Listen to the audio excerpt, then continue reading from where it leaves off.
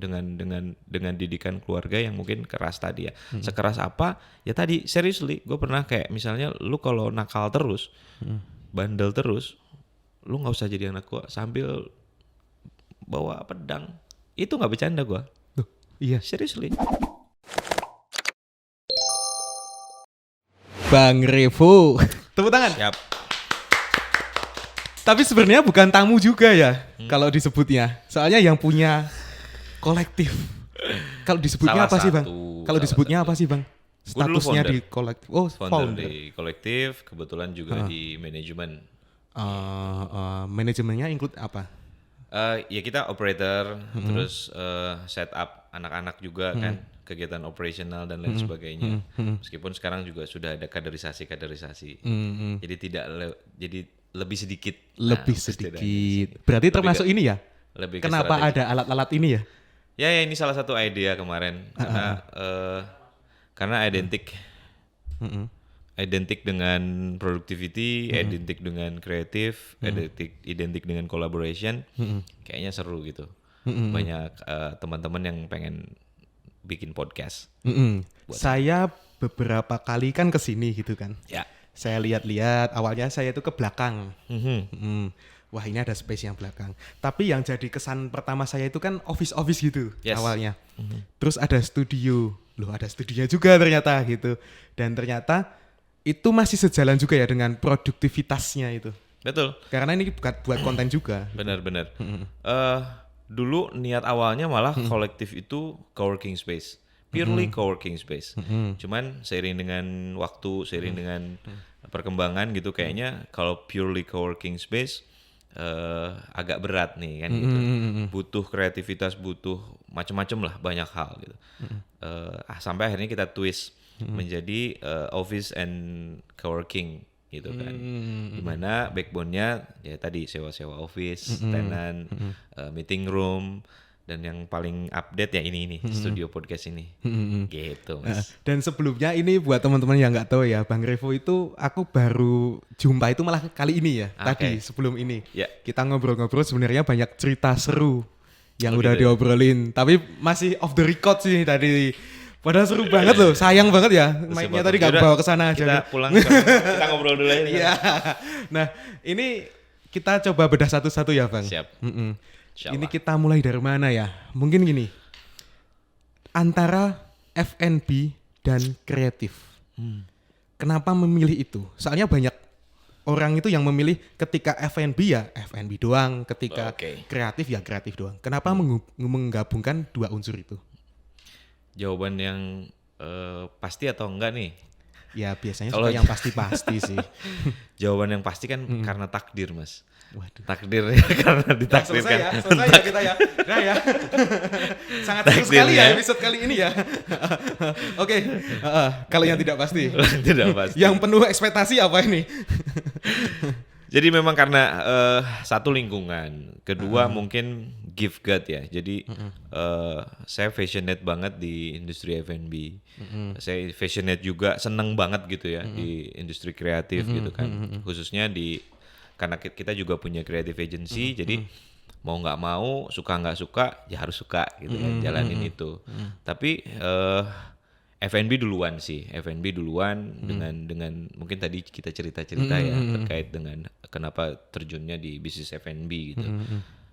Menurut saya it's fun, menyenangkan aja gitu, dan menyenangkan bisa sambil ngasilin duit, kenapa enggak gitu. Meskipun, nah ini nanti ceritanya banyak lagi nih, nggak gampang bisnis F&B. Gampang di situ. Oke, kita bedah satu-satu. Jadi nggak usah bisnis F&B, kita aja ya. Ntar saingannya tambah. Oke, coba kita bedah satu-satu. Awalnya dulu kan kecil di Bandung, terus gedenya di Jogja. Itu gimana di Bandung itu? Hijrah ya, hijrah gitu ya, biar nggak nakal terus di Bandung, di Jawa Barat. Pada dasarnya sebenarnya tujuan awalnya untuk sekolah kan gitu, menghindari sekolah yang di sana, terus pindah ke Jogja gitu kan, hijrah. Tapi ternyata sekolahnya juga nggak kelar-kelar kan gitu. Di Bandung karena keluarga saya backgroundnya PNS, ayah saya TNI, terus ibu juga ngajar, pengennya meneruskan perjuangannya mereka lah menjadi PNS. Cuman anak yang satu ini kan bukan luar biasa Mas, tadi diralat. Biasa di luar. Jadi Biasa agak di susah luar. kan Oke. ngaturnya ketika harus masuk jam 7, pulang jam 5, masuk jam 7, pulang jam 5 agak susah mungkin ya. Terus memutuskan untuk kayaknya enggak deh Pak, gue bilang kalau misalnya gue jadi PNS gitu. Ya short story dengan segala dramanya, dengan segala aduh lo mau jadi tetap anak gue atau enggak gitu kan. Tapi alhamdulillah nyokap almarhum meyakinkan itu untuk ya udah terserah, doa menyertaimu lah mau kemana aja. Jadi sebelum ke Jogja kita sempat ke beberapa kota dulu gitu kan untuk magang dan lain sebagainya, explore aja meskipun nggak tahu juga arahnya mau kemana awalnya gitu. Ya karena senang aja ketemu. Ya gue nggak ngerti ya kalau di tes gitu gue introvert gitu kan. Tapi gue senang juga ketika ketemu orang baru dan gue belajar dari orang baru tersebut kayak sama Mas. Mas siapa Mas tuh? Ruben. Bercanda gue.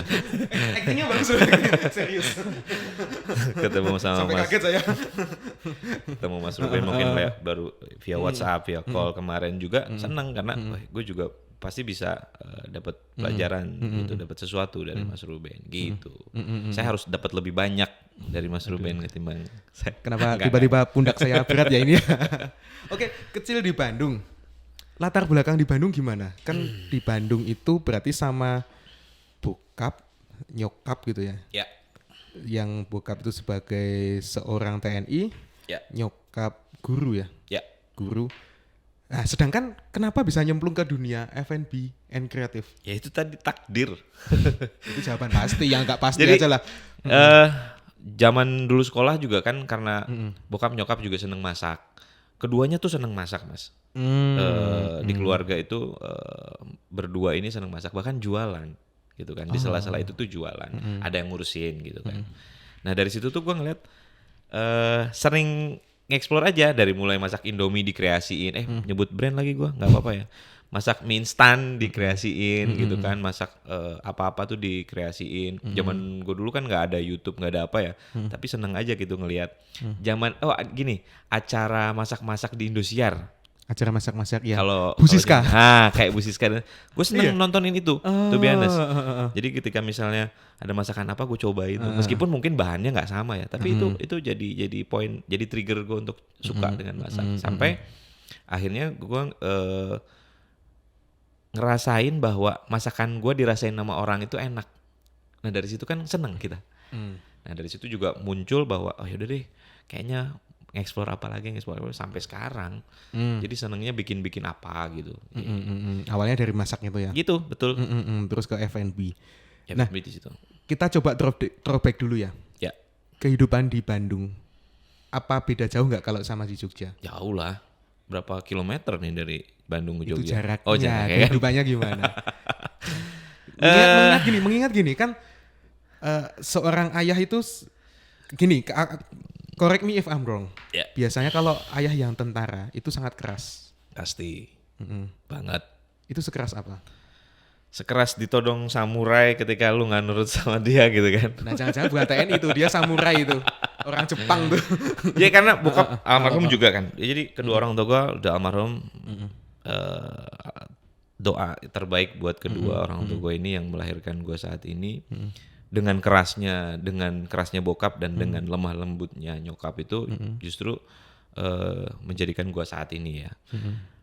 Kehidupan di sana ketika gue mungkin zaman kecil dan sekolah itu penuh perjuangan dengan didikan keluarga yang mungkin keras tadi ya. Sekeras apa? Ya tadi seriously gue pernah kayak misalnya lu kalau nakal terus, bandel terus, lu nggak usah jadi anak gue sambil bawa pedang. Itu nggak bercanda gue. Iya. Seriously. Karena saking mungkin saking solehnya gue gitu loh. Diatur pengen harusnya lu bisa kayak gini, jadi ini, begini, enggak. By the way, tapi gue kalau di akademis ya cukup bisa diandalkan lah waktu itu ya. SD, SMP, SMA gue di SMA yang cukup juga terbaik gitu, di SMA 2 negeri yang which is waktu itu jadi salah satu favorit. Gak ada isu terkait dengan itu, tapi isunya di kenakalan remaja. Lebih ke situ. Motor kan, geng motor, terus isu-isu mungkin zaman SMP udah rokokan, bahkan SD mungkin nyoba-nyoba kayak gitu. Berantem, dipanggil ke kantor polisi. Kayak gitu itu kita laluin, Mas. Nah, karena apa? Karena mungkin lingkungannya juga begitu gitu kan. Mungkin di Jogja bisa jadi seperti itu ya. Tapi gue ngerasa ketika gue pas di Jogja, orang-orang disclaimer dulu bahwa ini tidak bukan rasis atau diskriminasi dari itu ya. Pengalaman. Berdasarkan pengalaman yang mungkin ketika gue di Jogja dan diterima gitu kan, orang-orangnya ya very welcoming gitu kan. Ya ada yang nakal sampai sekarang juga misalnya yang ngajak-ngajak nakal banyak, cuman kayaknya lebih humble aja gitu dibanding dengan pas waktu gue di sana. Dan mungkin karena ngerasa bahwa di rumah sendiri jadi bisa wah gue nih I'm the man gitu kan. Ya gitu sih. Maka bahkan sampai sekarang gue udah berkeluarga pun istri gue dan anak-anak tuh udah kayaknya nggak tetap di sini aja deh gitu.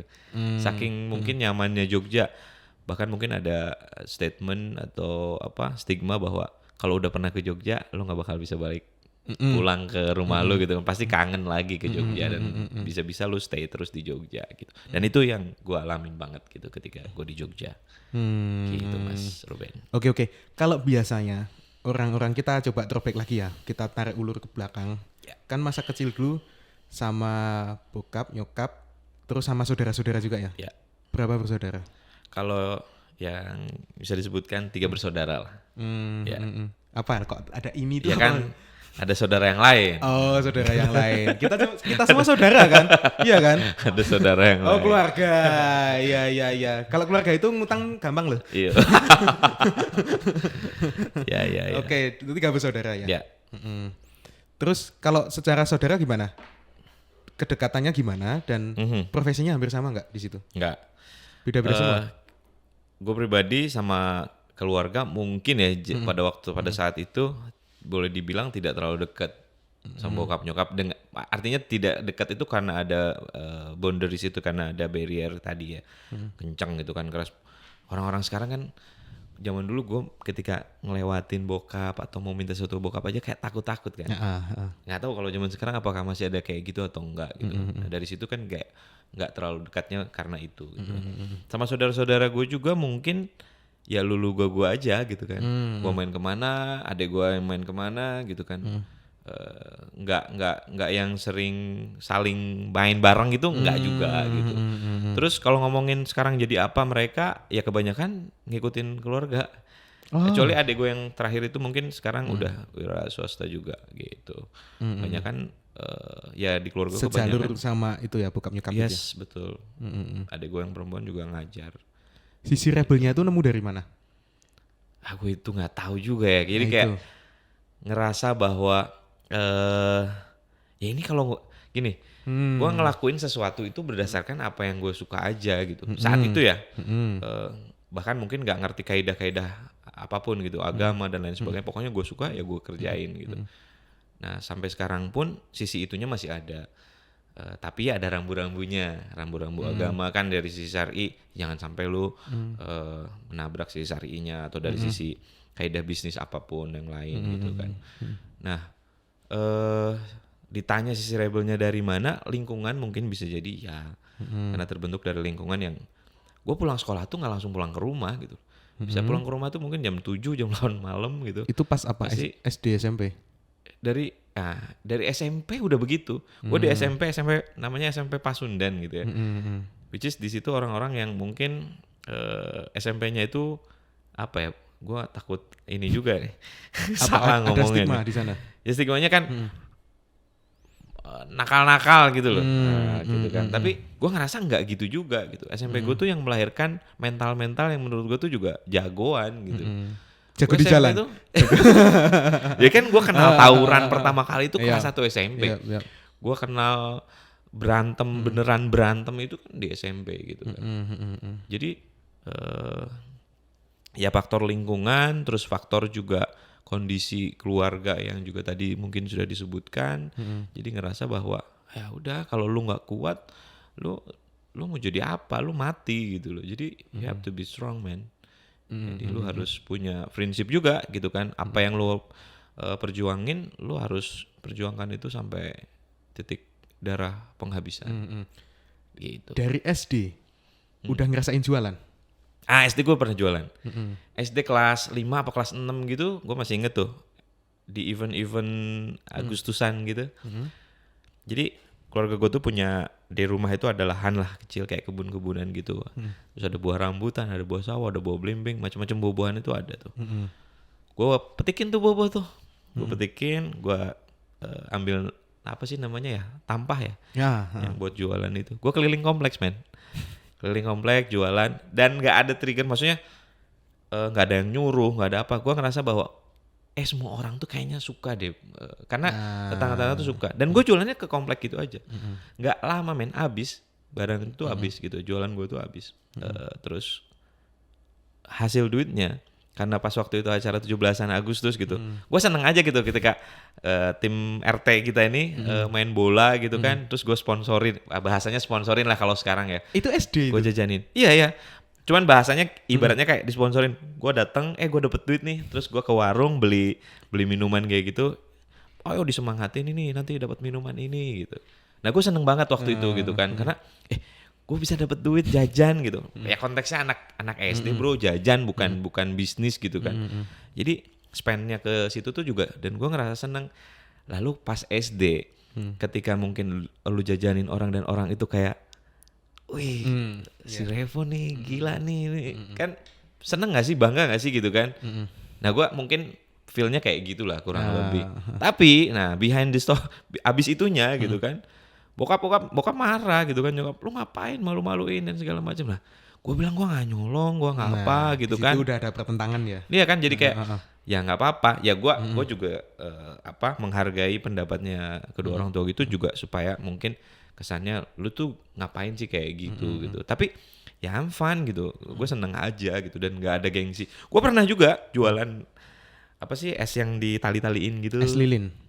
Ya kayak semacam itulah, es lilin, terus dikasih termos gitu. Gue titipin tuh.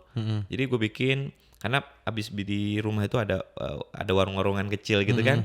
Gue bawa tuh ke sekolah men. Gue titipin di kantin, dapat duit. Gue simpen duitnya tapi. Ya kayak gitu kan, buat jajan, buat apa gue kumpulin, gue celengin, dan dari titik situ udah ngerasa kalau F&B nih kayaknya belum sih. Jadi ngerasanya bahwa gue gimana caranya dapat duit dengan cara yang paling gampang, yaitu ternyata jualan. Mungkin ya ini ya salah satu privilege dari orang tua yang bisa dikatakan cukup. Alhamdulillah, insyaallah cukup. Tapi kalau kan biasanya kadang ada anak itu yang resah ketika ngejual sesuatu kan pengen duitnya. Ya. Itu gara-gara nggak punya uang saku lebih. Ya. Oh ya betul. Apalagi saudara banyak kan. Ya. Gitu gue juga termasuk yang dikasih uang jajan nggak banyak. Gambaran aja tahun berapa dapat berapa? Tahun 2000-an. Gue masih muda by the way. 2000-an. Jadi 2000-an. Oh SD deh nggak? SD itu berarti tahun gak usah ngarang 2000-an lah. Nah 90-an kan 90 sekian ya. Beda ini kita lihat ini di muda-mudain tahun 90 sekian gitu. Ya uang jajannya itu ya mungkin seceng noceng 1.000 2.000 gua. Ya Kalau gimana yang lain goceng. Kalau dari jualan itu dapat berapa? Wih bisa dapat lebih dari itu men, 2 kali 3 kali itu men, serius. Karena memang ya satu disiplin gitu kan, kedua ya bokap nyokap nggak mau ngasih gue lebih karena memang ya ini cukup gitu lu buat lu ke sekolah balik, supaya nggak main kemana-mana kan gitu, tujuannya mungkin gitu. Jadi gue ngerasa, tapi gue kayak wah ini kayaknya harus dapat sesuatu yang lain gitu lebih. Dan uangnya nggak dipakai aneh-aneh, ya itu tadi dipakai buat sometimes jajan sama teman-teman, sometimes gue tabung. Gue beli sepatu SMP tuh, beli sepatu Warrior, tau gak lu, sepatu merek Warrior gitu. Gue bisa beli sepatu sendiri SMP, nabung. Mentalitas itu udah kebentuk dari kecil ya? Ya mungkin bisa dibilang kayak gitu ya, meskipun gue nggak menyadari itu. Ngerti ya? Iya. Ya zaman segitu kan nggak sadar terkait dengan hal itu, cuman karena kondisi tadi kan, situasi, kondisi, sama kebiasaan bokap nyokap yang mungkin kayak gitu, sekeras itu sih. Kemudian beralih ke SMP SMA. Sempet nakal juga tadi ya, tawuran dan lain-lain gitu. Suka motor. Motor banget gua. Anak motor banget nih. Gua. Sampai namanya loh. Iya. Nama itu dari motor. Enggak kan? Ini enggak serius kan? Apa serius? Lah kan motor itu kan duluan gue lahir. Oh iya. Harusnya gue dapet royalti. Nah itu. Iya loh. Oke, terus pindahnya ke Jogjanya itu pas kuliah? Atau sempat kuliah juga di sebelum kuliah? SMA gue. SMA-nya itu udah di Jogja?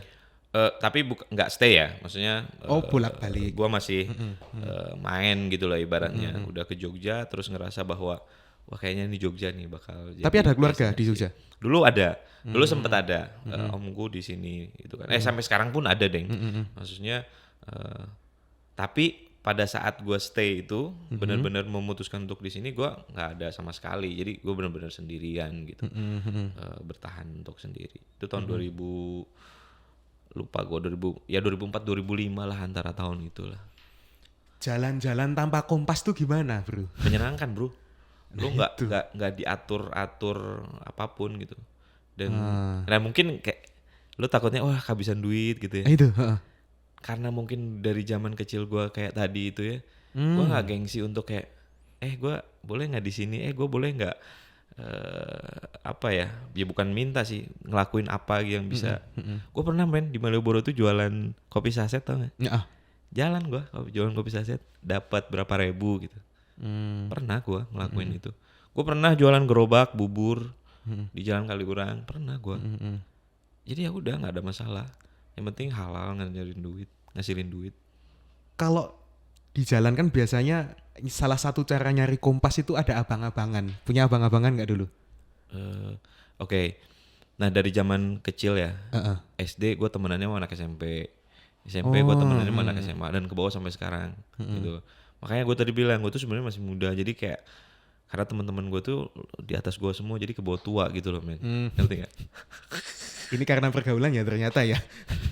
Gue punya, jadi kayak gue selalu punya guru lah. Gue selalu punya guru, gue selalu punya mentor. Baik itu yang mungkin kalau sekarang mentor-mentor profesional gitu kan, guru spiritual gitu. Zaman dulu juga dari zaman SMP gue selalu harus punya kayak ya mungkin bahasa sekarang abang-abangan itu ya.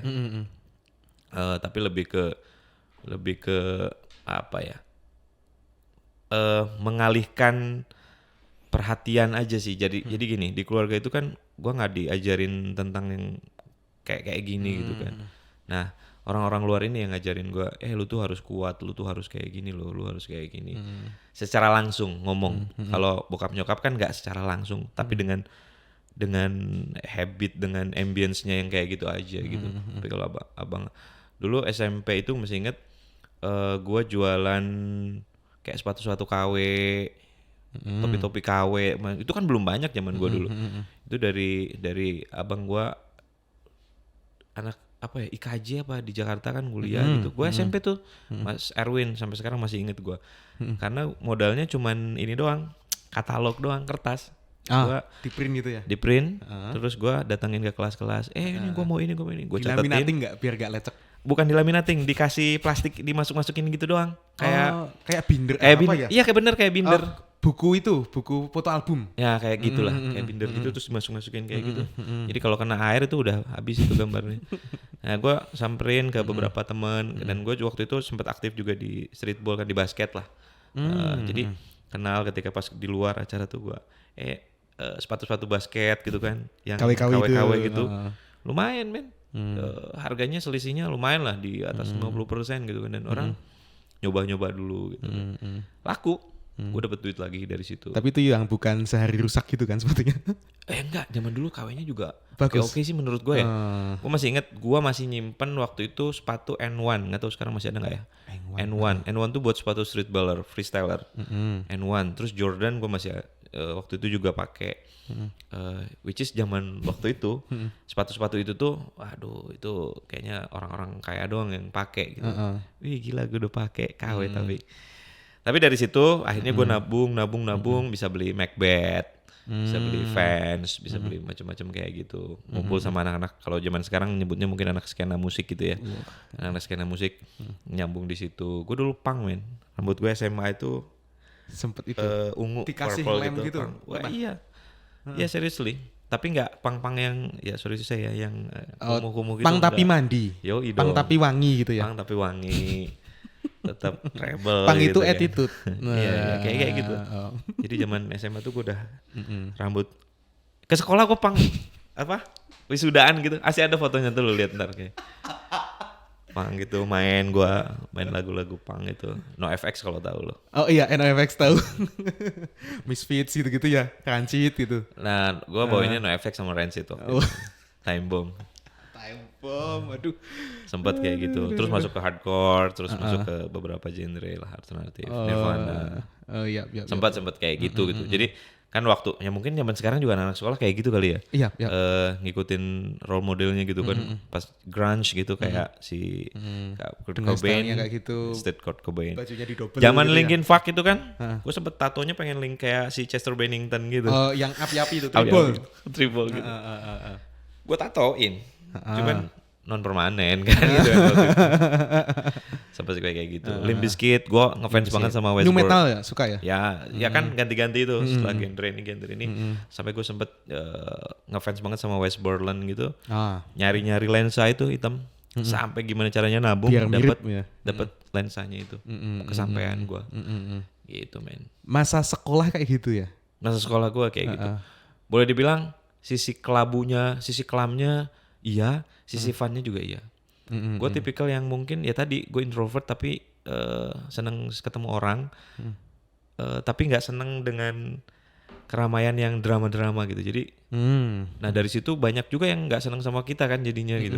Termasuk kakak kelas yang tiba-tiba karena gue cukup ganteng mungkin waktu itu senengin orang-orang tuh sampai akhirnya kakak kelasnya nggak seneng gitu kan. Dilabrak gitu. Dilabrak bro. Sempet kayak gitu. Nah sisi-sisi kelabunya kan ada yang model-model kayak gitu. Yang sampai ngelemparin rumah orang pakai bom molotov gitu kan. Sampai kayak gitu boy. Ngerakit molotov, dilempar. Ya molotov kan Iya, yang botol itu kan. Sungguh lempar gitu. Seru ya? Tawuran. Seru ya maksudnya? Bawa, kalau sekarang kan bawa apa ya keliti-keliti tuh zaman dulu nggak Sajam. ada. Ya. Sajam, oh iya. Kayak masih pakai angkot kan di tempat gua waktu itu kan ada angkot ya gitu. Sempet kayak gitu. Ya sempet juga dimasukin ke wartel, gebukin orang, banyak orang. Nyari apa? Yang ngenes juga. Perempuan, gara-gara perempuan. Oh, Biasa kan kayak gitu. Tapi ya udahlah pelajaran kan kayak gitu. Jadi masa-masa sekolah tuh ya bisa dibilang fun, bisa dibilang juga banyak yang kayak gitu. Ya, tapi gue laluin dengan ya udah life must go on. kehidupan kayak gitu tuh ke bawah nggak sampai ke dewasanya, kuliah ke atas? Berantem terus gitu. Enggak lah gue. Gue tipikal yang sekarang menghindari men. Meskipun gue belajar ya di SMA tuh kan gue di boxer ya di tarung derajat gitu. Terus sampai ke Jogja gue masih ngelanjutin itu. Anak-anak gue karate sekarang. Tujuannya cuma apa? Latihan mental lu aja sama defense udah. Karena ketika lu tujuannya untuk berantem, udah lu pasti so jagoan. Gitu aja. Jadi gue sekarang lebih menghindari konflik-konflik di jalan berantem gitu. Gue lebih nggak suka gue. Bela diri itu buat bertahan, bukan Ya, buat namanya menyerang. juga bela ya? diri kan, membela diri, bukan serang orang gitu. Namanya aneh sih. Ya, Serang iya. orang. Nah, iya. Ya itu sih. Oke, terus kita beralih ke kuliah. Yang di Bandung nggak selesai ya berarti? Gak selesai kuliahnya? semua Itu sampai sekarang. Yang itu ngambil apa yang di Bandung? Itu perhotelan. Oh, perhotelan. Kenapa ngambil perhotelan? Ya menghindari tadi dimasukin STPDN. Oh, pengen dimasukin pergi Akor. dari situ. Ya, sempet. Tapi Kenapa, cita-citanya mau pengen kemana dulu? Gak ada. Kan itu Gak ada biasanya cita-cita jauh gua. kan kalau perhotelan pengen kemana-mana. Gak ada cita-cita. Oh. Ya udah gitu aja. Pengen sempet mau main musik aja Cuman gitu. caranya Padahal biar gak bisa-bisa kabur, banget main musik gitu. Pengen basket, gak bisa-bisa banget juga basket. Terus apa gitu? Ya udahlah apa. Menghindari itu. Terus akhirnya masuk ke perhotelan itu. Perhotelan. Udah Magang, dapat sempet magang. berapa? Oh, udah sampai magang. Tapi nggak balik lagi gitu kan. Ke Jogja lah waktu itu. Nah sempet ngerasain Oh, itu nggak selesai terus ke Jogja? nggak selesai. Nggak Sempet selesai. ketemu siapa? Teteh ya? Teteh gue tuh di sini ada punya temen yang punya salah satu kafe lah di Sosrowijayan gitu. Nah karena abis magang itu gue akhirnya dikenalin sama situ ya udah. Gue di sini. Terus zaman dulu tuh 2000 berapa ya? Gue lupa lah 2000-an gitu. Zaman-zaman ada kafe di Gijayan hits banget. Nah omku tuh salah satu GM-nya lah di situ. Terus Kafenya apa akhirnya namanya? Dixie. diksi. Nah, gue sempet ditarik di situ, belajar di situ dengan orang luar Jogja, pakai piercing banyak, dandanannya nggak tahu, celana sobek-sobek gitu kan. Jing, siapa ini orang itu baru. Yang brown sugar Sangat itu. banget gitu. Oh bukan, diksi Bukan. itu di diksi. Oh. Brown sugar beda lagi. Nah, jadi sempet apa ya, dicengin juga, ini siapa sih ini orang. Tapi akhirnya nggak lama kemudian aja udah jadi teman semua sampai sekarang. Style punk itu sampai kapan tuh? Mungkin stylenya kayak apa ya, gue juga nggak bisa ngedentikin dengan punk atau apa ya. Ya tadi gue seneng pakai misalnya kayak gitu, ya udah gue pakai kayak gitu aja men. Gue sempat ini juga apa, emo Juga pernah. gue emo gitu ya. Pada saat itu mungkin wah ini oke nih gitu gue jawaban. Tapi nggak lama kalau emo, karena banyak yang bilang alay kan gitu. Mental tangguh tapi ikutan emo. Iya gitu ya. sempet lah gue ikut emo dan segala macam zamannya. Siapa ya bandnya tuh waktu itu ya? Yang sama MCR. Apa? MCR. Oh sebelumnya bro. Yang sebelum MCR bro. Daerah kapan ya? Iya itu sebelumnya tuh. Lupa gue. Sausin. Nah mungkin dari zaman itulah. Iya. Jadi ya kalau soal style ya gue yang enak, yang nyaman dipakai bro. Dan gue nggak mungkin ya orang ya brand gue lihat juga ya, cuman nggak brand minded juga banget harus apa gitu, nggak. Selama nyaman gue pakai. Nah ini termasuk ada salah satu produk nih yang menurut saya nyaman nih. Wih, apa tuh? Apa tuh? Kayaknya nggak pas ya kalau saya yang mempresent ya ini ya. Oh ini dia. Oh ini. Singkong goreng. Oh bukan.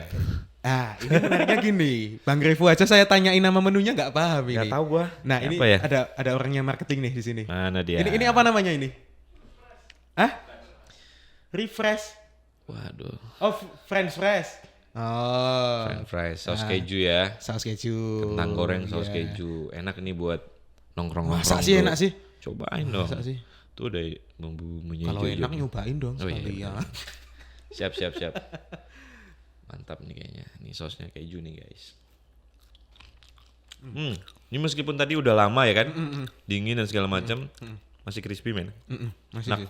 Crispy tapi nggak bunyi sih crispy-nya. Crispy-nya bunyinya di dalam Di mulut. dalam kayak itu loh. Permen yang meletus di dalam tahu nggak? Tahu gua, pop-pop. Nah, Ya kan? kayak Pop-pop gitu. juga. Ini kayak gini. Nah, Saking nyamannya. Jadi kalau buat nongkrong cocok nih. Sama ini dong, sama ini ya. Ini kan tiba-tiba kok seret ya gimana ya? Walaupun nyaman tapi agak seret gitu kan. Kita minum dulu lah. Ini ada koleksinya dari kolektif. Apa itu namanya? Aduh saya lupa ini daun mint apa ini? Apa namanya? Apa? Peach Mojito. Sama itu es kopi Oh, ada susu buah ya? peachnya. Ya. Itu es kopi susu ya? Susu aren ya. Oh, Kolektif. Ini signature-nya. ciri khasnya kolektif. Ada baru tahu kalau ini signature-nya. Kan banyak ya kan? Oh banyak. Di sini banyak, es kopi susunya banyak. Es kopi kolektif. Jadi selama ini aren. tidak tahu. Iya. Aduh. Kalau gua biasanya pesannya Amarelo, ya kan? Anak-anak udah tahu tuh. Amarelo sama air es. Udah itu pasti default pesanan gua tuh. Makanya tahunya cuma itu ya. Iya. Cobain dulu lah. Sampai mana tadi kita kan? Terus di Jogja ketemu Teteh. Terus yang bimbing di Jogja siapa? Nggak ada. Ya om gua Tetep om nggak ada? gua sempet Oh, gua om. sempet stay sama om gua dulu dengan stylenya beliau gitu yang sampai sekarang thanks to om ngajarin gua banyak hal lah tentang kehidupan, tentang bisnis dan lain sebagainya.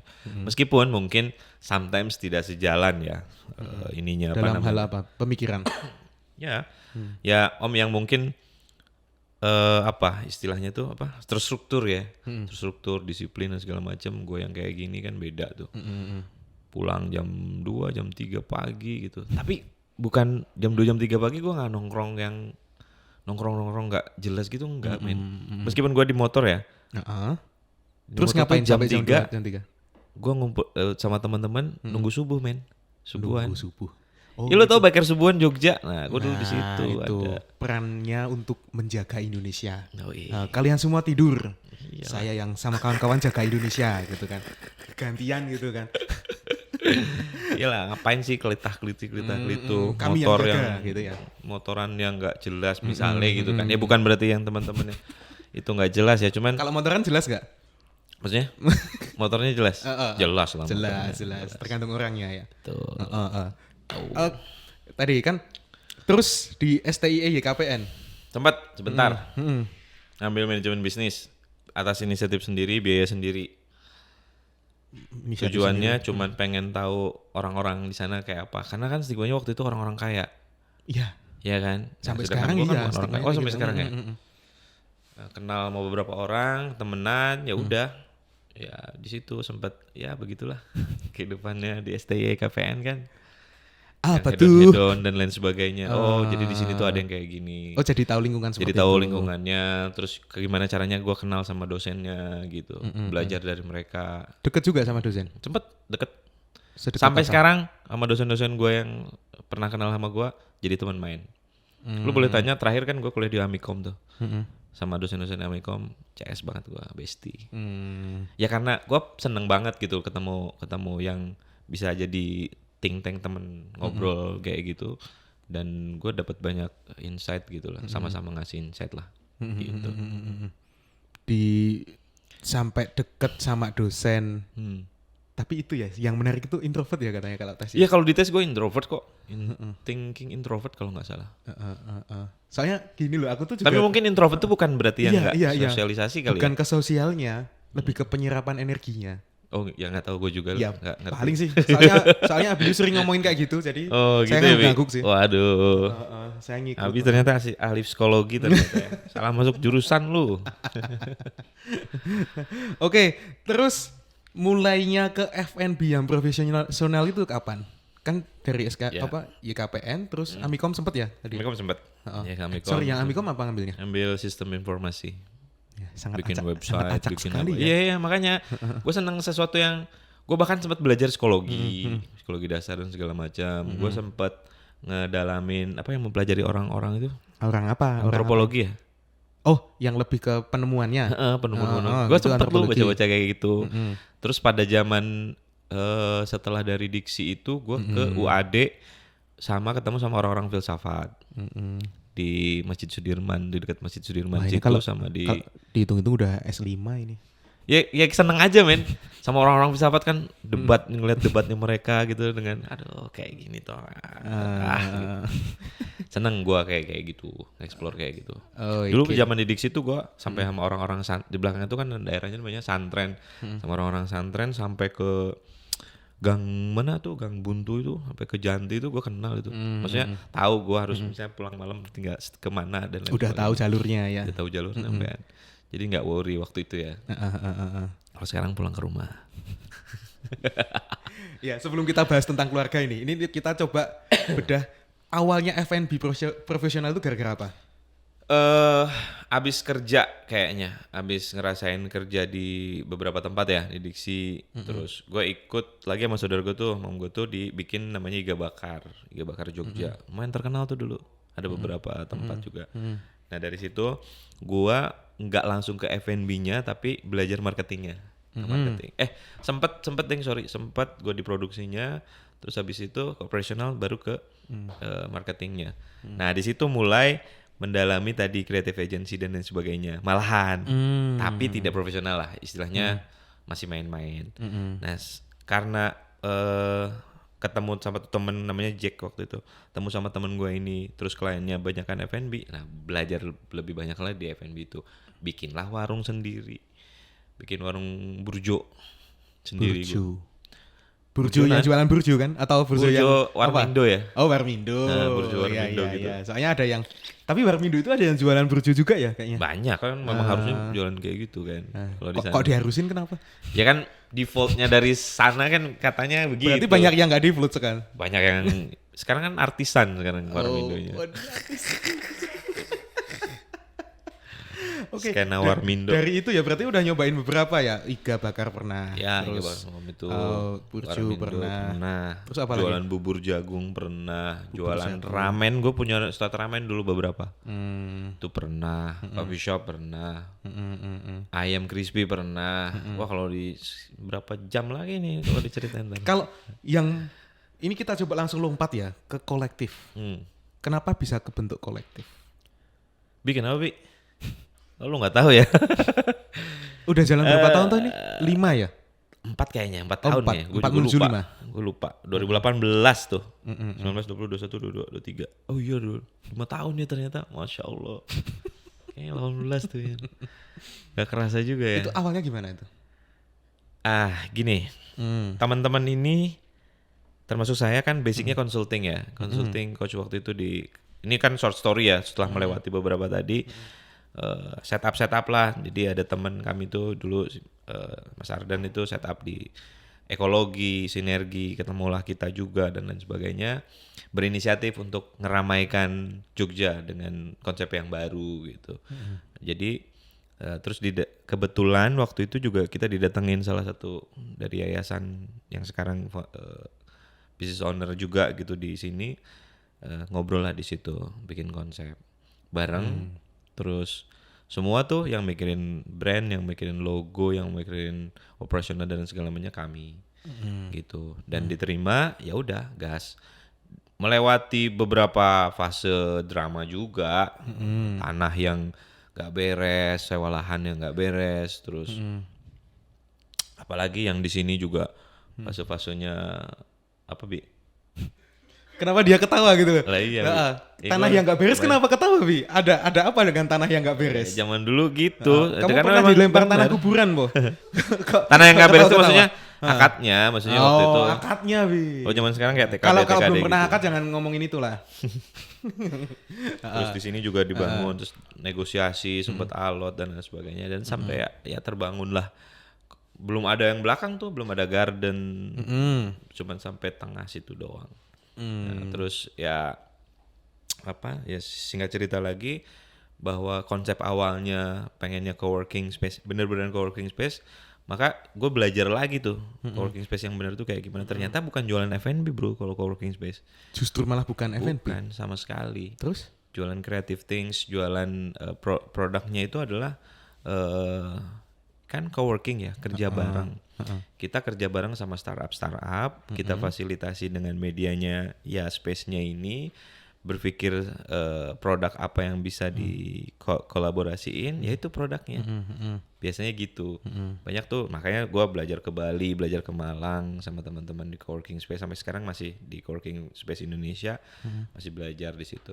Nah cuman kayaknya kalau pure dibawa ke Jogja waktu itu, wah nggak kuat nih kitanya gitu loh. Jadi backbone-nya Gak kuat dari apanya? dari sisi operasional, dari sisi konsep, dari sisi brand, dari sisi apapun waktu itu ngerasa bahwa wah nggak gini nih, backbone-nya tetap ada F&B gitu loh, coffee shop, karena referensinya pun ada coffee shop-nya kan waktu itu, backbone-nya di F&B gitu. Nah terus akhirnya ditwist lah ke office dan coworking space atau communal space kita bahasanya, dengan tagline ya collaboration tadi, kolaborasi dan action gitu. Nah, kayaknya ini pas nih, jadi cuman dan belum banyak waktu itu ya yang sewain tempat untuk office, sewain untuk meeting room, belum terlalu banyak kayak sekarang. Dan itu malah jalan. Nah sempat juga tambah live music dan segala macam, menurutku juga jadinya nggak relate karena konsepnya konsep orang serius produksi gitu. Kecuali mungkin musik-musik yang pengantar belajar gitu, tapi klasikal lah, tiba-tiba ada Mozart gitu ya. Ada kuartet main biola, itu kan keren ya mungkin kayaknya. masih Boleh tuh dicoba tuh. ya sempat mengalami fase-fase kayak begitu juga. Terus develop produknya mungkin gak sesuai, sampai sekarang ya masih terus di develop lah. Dan sampai terakhir ada studio ini. Ini malah justru yang terakhir. Ya, the lastnya. Ini yang terakhir yang ada di Utara itu kan, Utara Kolektif. Kita Utara punya Angkringan Bahagia dan Utara Kolektif. Yang space-nya lumayan luas itu ya. Kenapa ada itu? Karena parkirnya kita kurang. Oh, Jadi supaya harus kalau karena kurang saking ramenya bisa. Yang rame pikirannya. Tapi serius loh, tiap harinya itu di sini banyak orangnya menurut saya. Ya. Karena memang parkirannya serius literally kurang. Banyak yang ngantor di sini, rata-rata juga bermobil. Ya berinisiatif untuk cari tempat lagi. Alhamdulillahnya dapat di Utara itu. Ya udah, niatnya cuman buat parkiran dulu awalnya, sewa buat parkiran. Tapi sayang juga nih, office bisa dibangun di situ karena antrian untuk yang sewa office juga masih banyak, untuk meeting room masih banyak. Ya udah, dibuatlah office-nya dan meeting room-nya juga sekalian. Terus di sana masa office doang gitu, sepi gitu. Masa Terus office doang gitu kan. iya kan. Tapi kalau mau buat coffee shop lagi juga, aduh kayaknya. Masa cuma deketan gitu. Jadi buatlah angkringan bahagia. Gitu. Yang sampai sekarang juga terus mau di-develop lagi lah ke depannya entah. Itu namanya angkringan bahagia ya itu. Saya itu kan kesana jam Itu Abi yang namain ya kayaknya. jam 10 ya, Bi. B. Jam 10 itu kesana saya nggak jadi bahagia tuh. Kenapa sih? Udah tutup. Tutup ya? Ya saking larisnya kan Iya berarti. kan saya biasanya ke angkringan kan jam 10 ke atas gitu kan. Beda ini, beda. Berarti dari pagi ya bukan? Ini angkringan office hour. Aduh. Office Ya mungkin karena memang ya tadi di developnya hanya untuk memenuhi captive market, captive sama market lemparan dulu. itu ya parkir tadi ya. Dan nextnya kita buat sesuatu yang mungkin lebih profesional atau Termasuk yang belum lebih lama oke. ini sempat bikin gigs itu ya. Ya kemarin ya di sana di Simak Siar. Gitu Mas. Oke. Berarti ini termasuk collaboration space. Yes. Gitu. Boleh collabs apapun. Nah yang ini baik-baik. termasuk ini obrolanku sama Abi kemarin juga. Terus aku kan bilangin sana ke bosmu gitu kan. Terus nggak usah gitu. Pasti ACC lah gitu. Bikin apa tuh? Ini podcast ini. Oh, alah. Dari Ya, awalnya ya, ya, dulu saya kan juga ngonten di Spotify gitu kan. Seminggu sekali upload gitu. Jadi nanti kita berdampingan nih kolaborasi. Yes, Jadi yes. Rumah Podcast sama Collective Space gitu. Boleh. Gue punya program juga. Jadi gue punya satu tempat lagi namanya Syndrome Space kan. Di sana lebih ke creative space, event dan lain sebagainya. Kita ngadain di sana gigs apa segala macam. Nah kita kolaborasi aja. Karena gue punya plan juga. Ini apalagi kita punya studio ini ya.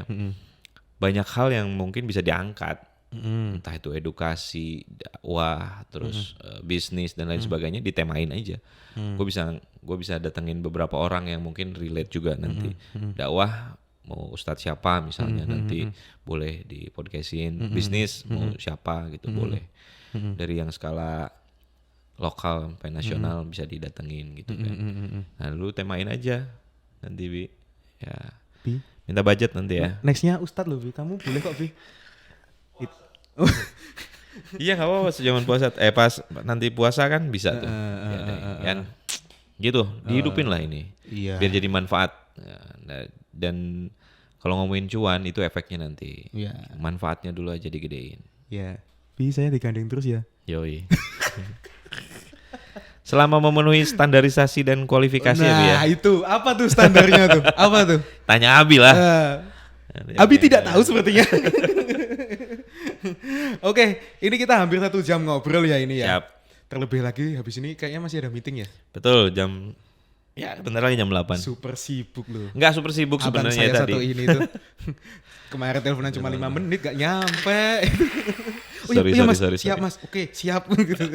Tapi gak apa-apa. Biasanya itu kita itu juga pengen ke arah situ juga kan teman-teman. Iya kan. Ya masa enggak sih. Masa kita gini-gini aja dari dulu. Ya biar gua aja yang kayak gitu. Oh ya biar gak ada saingan. Enggak. Ya biar ya sebenarnya gini. Kalau ngomongin tadi lu bilang kan sibuk dan segala macam. Kita tuh nggak nyari sibuk loh sebenarnya. Kita pengennya kan financial freedom, time freedom, apa-apa freedom gitu kan. Ibadah aja gitu enaknya kan gitu. Tapi ya ada fasenya. Ya mumpung lu pada masih muda kayak begini lu gas terus aja yang kayak gitu. Nah, Cari ini, kesibukan yang ini benar. menarik ini. Jadi nggak jadi biasanya- ditutup ini closing. Ya enggak. Biasanya gini, ini sebelum kita tutup ini pamungkas ini terakhir nih. Orang kan biasanya nyarinya itu apa-apa kecuan. Orientasi itu apakah masih nyampe ke situ atau udah ada orientasi yang beda? Siapa gua nih? Iya. Ya gini loh men, duit itu bagi gue tuh side effect. Heeh. Efek dari apa yang lu lakuin. Gua goalsnya sekarang happy aja, happiness. Lu ngelakuin apapun, nyarinya happy dulu. Dengan koridor-koridor dan kaidah-kaidah ya. Lu kan sekarang gua lagi mungkin mempelajari agama, mempelajari bisnis dengan kaidah-kaidah itu. Tapi goalsnya ya happy. Karena ketika lu happy, energi lu positif dan lain sebagainya, duit itu ngikutin men. Kalau goals lu duit, lu bakal ngalalin segala cara buat dapetin duit itu. Iya kan? Korupsi, Maling. dapet duit juga kan. Nah mungkin hal-hal dengan negatif kayak gitu bisa. Happiness aja dulu, lakuin 100% lu buat sesuatu yang memang satu syukur bisa buat happy lu dulu, syukur-syukur bisa buat banyak orang happy. Wah itu best itu kalau gue lagi pengennya begitu gitu mudah-mudahan. Jadi kalau ngomongin udah lu happy dan buat orang-orang di sekitar lu happy, insyaallah namanya cuan ngikutin. Yang diharapkan juga orang-orang sekitar ngerasa happy juga ya. Iya dong. Gimana ini, happy nggak? Guys. Kok seperti Happy, itu ya, happy. ketawa karir ya sepertinya Iya ya. nih, Iya gimana happy, iya gitu ya. Harus happy dong. Oke, sebelum podcast ini kita tutup, ada yang mau ditambahkan nggak? Apa ya? Hidup itu tabur tuai. Jadi sebisa mungkin taburlah kebaikan-kebaikan agar the next di kehidupan mendatang entah kita sendiri ataupun anak-anak kita yang akan menuai kebaikan. Jadi jangan berhenti berbuat baik. Terima kasih. Wabillahi taufiq wal hidayah. Assalamualaikum warahmatullahi wabarakatuh. Oh belum ya? Belum dipotong. Udah mati. Enggak. Gini. Salah. Peace out ini bro. Tadi ini maksudnya ini. Oke. Kalau begitu saya Ruben Mahendra. Saya Revo Suladasa. Sampai jumpa di episode selanjutnya. See you.